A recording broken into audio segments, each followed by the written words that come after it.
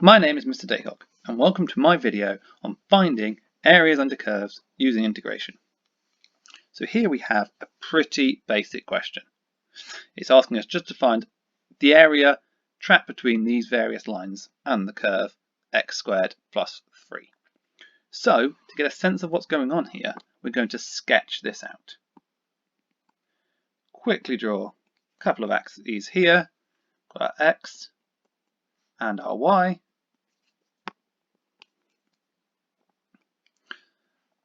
And we're going to sketch on these two lines. So the line x equals 1 and the line x equals 4 are just the lines that cut through the x-axis at the points 1 and 4. So we've got these vertical lines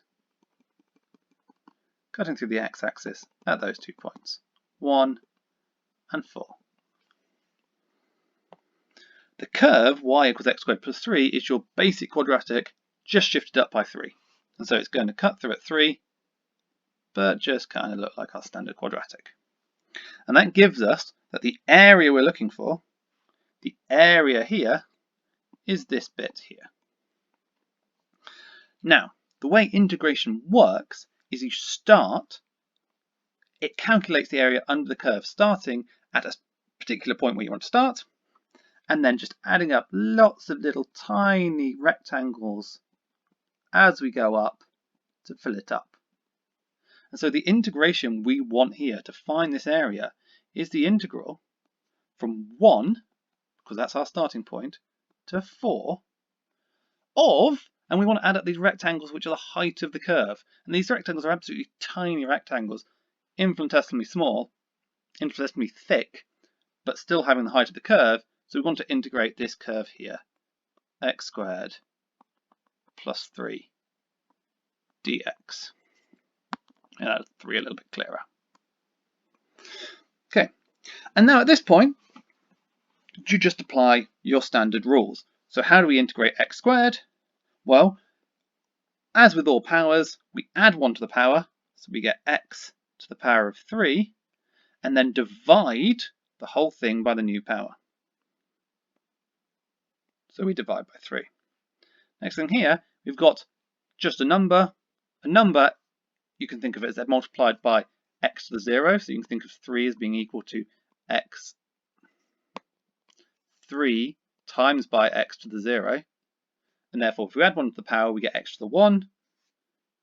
And dividing by 1, it stays the same. So this is left with 3 lots of x to the power of 1. But of course, power of 1, we don't need to write it down. Now, this seems like at this point we need to add a constant. But because we're going from one point to another, this is called a definite integral. And we don't need to add that constant. And we'll get into a moment why in a moment. Now to calculate this, the notation we use are these square brackets, and I just write the 1 and the 4 on the right hand side here. And what that means is that I am going to take the area up to 4 and then subtract up to 1. And this should make a level of sense, because if I want to do, imagine I'm starting at some arbitrary point, so maybe I'm starting somewhere over here, like some point that I'm not sure about, all the way over here, and I'm taking all of this all the way up to 4. Well, if I want just the green bit, well, I also need to take away all of the stuff up to 1.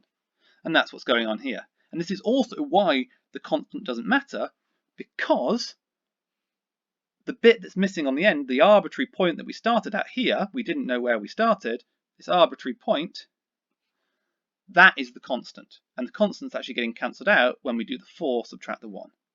So all I'm going to do here to finish this question is plug in these two values. So this is going to be equal to 4 cubed over 3 plus 3 times by 4, and that's plugging in the 4,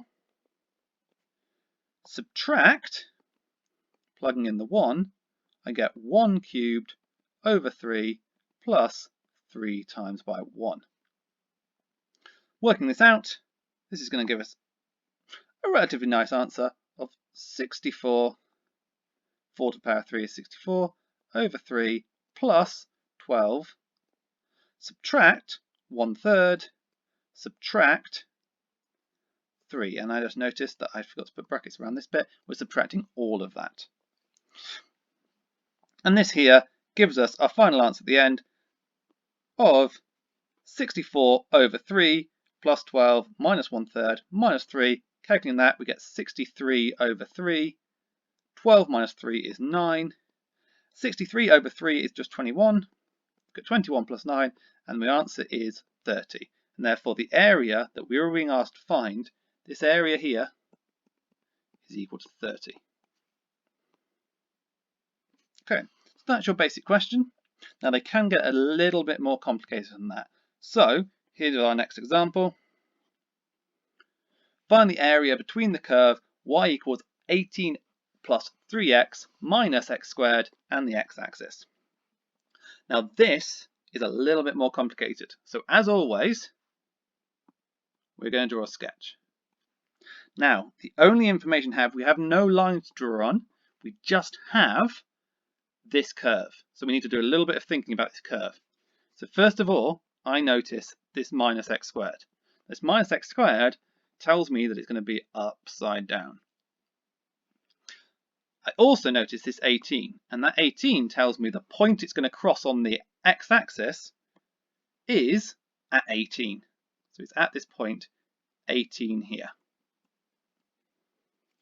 That's come out not very nice. 18. Which is good, because that tells me that there is going to be some area to calculate. So let's try and sketch it on there. Now, I don't know whether it's left or right, so I'm just going to kind of draw it symmetrical. It probably won't be, but let's just kind of draw it on symmetrically. Now, what is the area between the curve and the x-axis? Well, it's this area in here. This is the x-axis going along this way, along the bottom, and this here is our area. So that is the area you want, which is great because we can just integrate, adding up all the little rectangles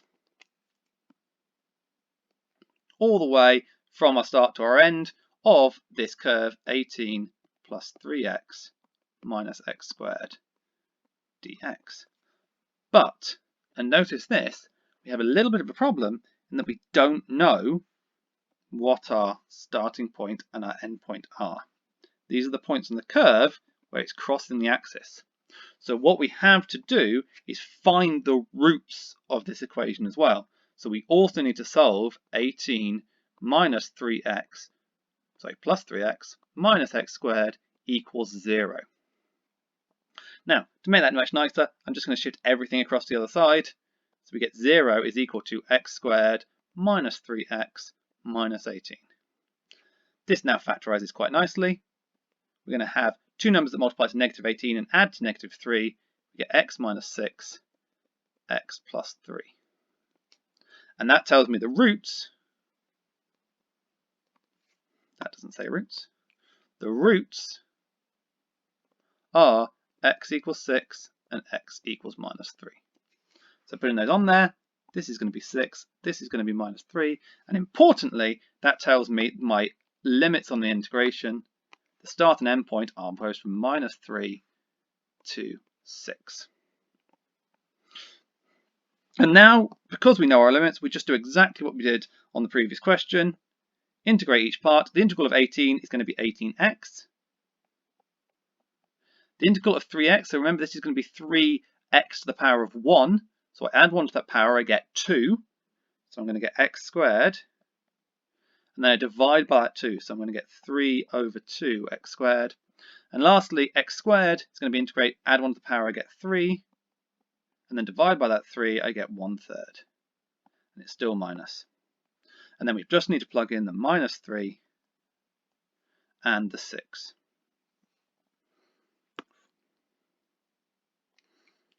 So we've got the minus 3 and the 6 up here. Nicely different colours. Now let's plug in the 6. We get 18 times by 6 plus 3 over 2 times by 6 squared minus 1/3 times by 6 cubed. And we want to subtract 18 multiplied by negative 3 plus, one sec, plus 3 over 2 multiplied by negative 3 squared, careful of the use of brackets there to ensure that the negative is getting squared as well, minus 1/3 of negative 3 cubed.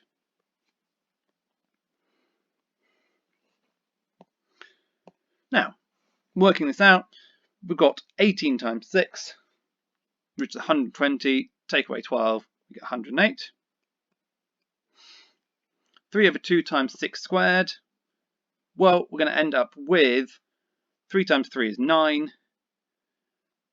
and then multiply that by 6 because we're going to lose a 2.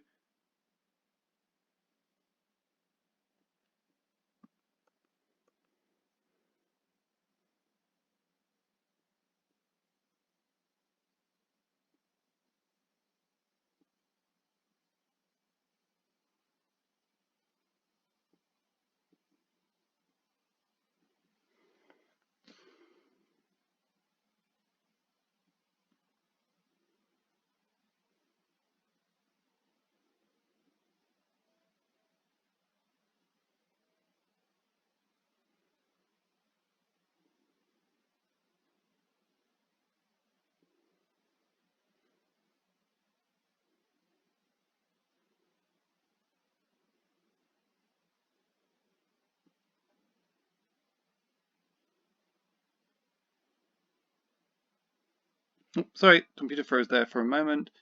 Get 54 minus 1/3 times by 6 cubed. Well, 6 cubed is 216, if I'm not mistaken. Well, either way, it's going to work out as 36 times by 2, because we're losing a power of 3, and we're going to end up with 672. And then we're subtracting all of this. 18 times negative 3, well, that's going to be negative 54. Here, negative 3 squared is positive 9, so we're going to end up with plus 27 over 2. And here, negative 3 cubed is negative 27, multiplied by negative 1/3 gives us positive 9.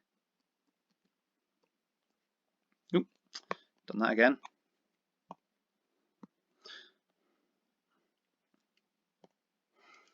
And we can just calculate this fairly quickly. 108 take away 72 is going to leave us with 36 plus 54. And then negative and negative is plus another 54, minus 27 over 2, and then minus 9. 54 plus 54 is that 108 again, so we've got 36 plus 108